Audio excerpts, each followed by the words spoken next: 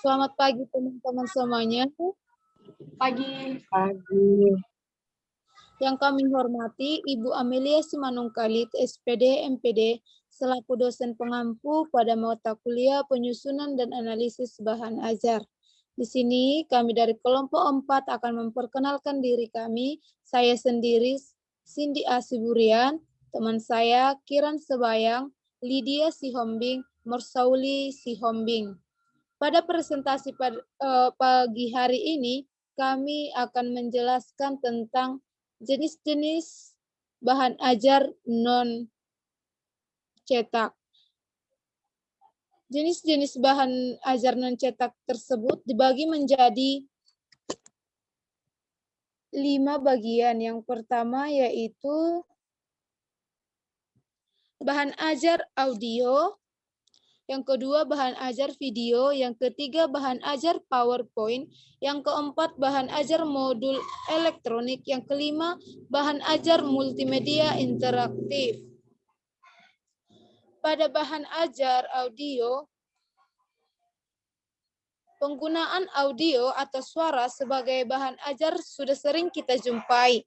Cara ini merupakan sebuah strategi untuk membantu peserta didik dalam memahami materi.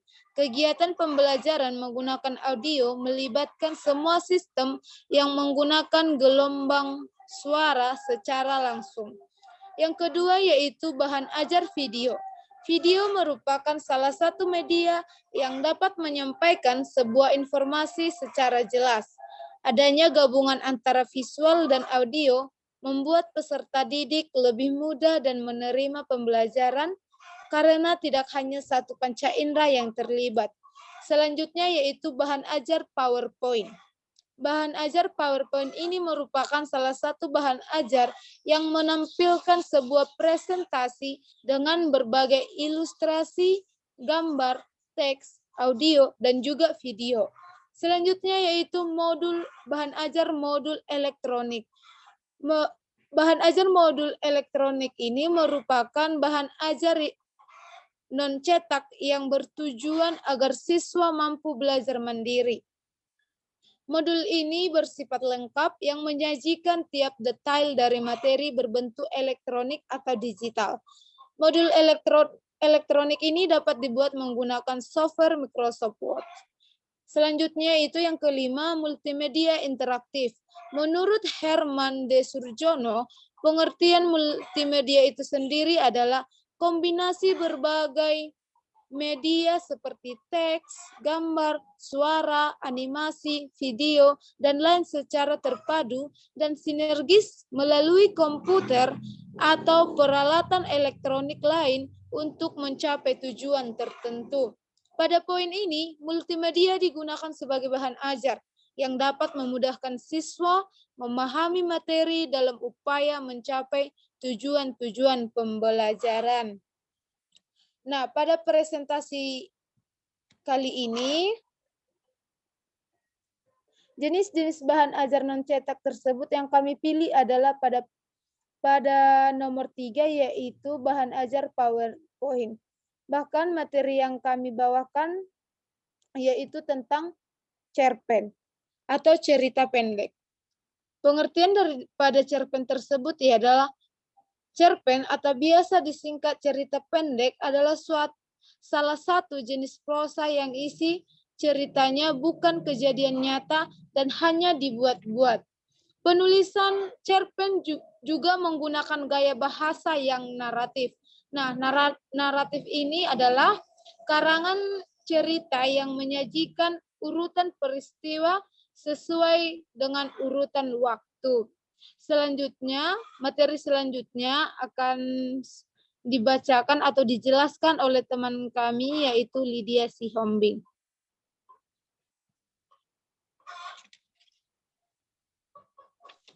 Baik, di sini saya akan menjelaskan jenis-jenis cerpen. 1. Cerpen yang pendek adalah cerpen yang panjangnya berkisaran antara 500 sampai 700 kata. 2. Cerpen sedang adalah cerpen yang panjangnya berkisar antara 750 sampai 1000 kata. 3. Cerpen panjang adalah cerpen yang panjangnya berkisaran 1000 ribuan kata. Kemudian saya akan menjelaskan jenis-jenis ciri-ciri cerpen. Yang pertama, ceritanya fiktif atau rekan. 2, fokus pada satu aspek cerita. 3, mengungkapkan masalah yang penting saja. 4, menyajikan peristiwa dengan cermat dan jelas.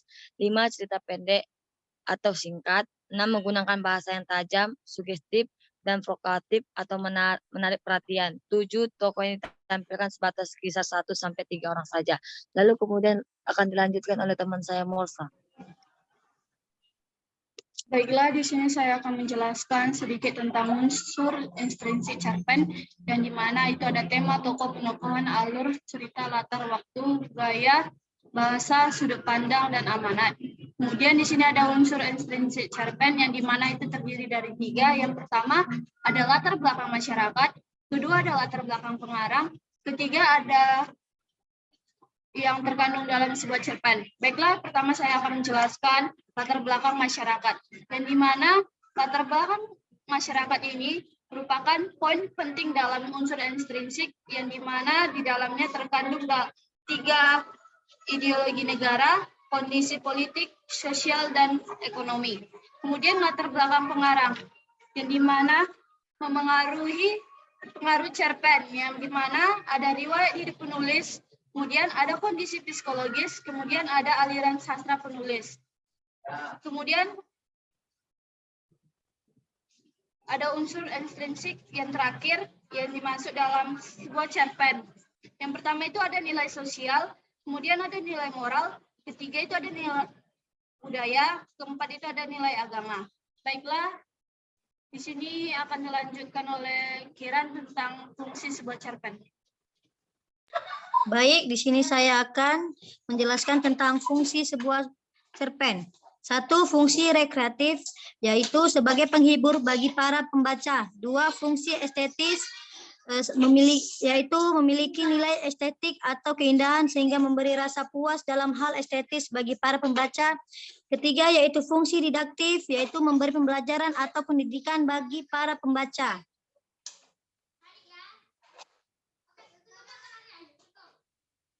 Bawain dong, Kak. Yaitu ada juga contoh cerpen, yaitu 1, Senja dan Cinta, 2, Cinta Tak Ada Mati karya Eka Kurniawan, dan 3, Malam Terakhir karya Leila S. Chudori. Baik, akan dilanjutkan oleh Kak Cindy. Baik, demikianlah presentasi kami pada pagi hari ini. Jika ada tutur kata yang kurang tepat, mohon dimaafkan. Sekian dan terima kasih. Oke, guys. Terima kasih. Oke, thank you.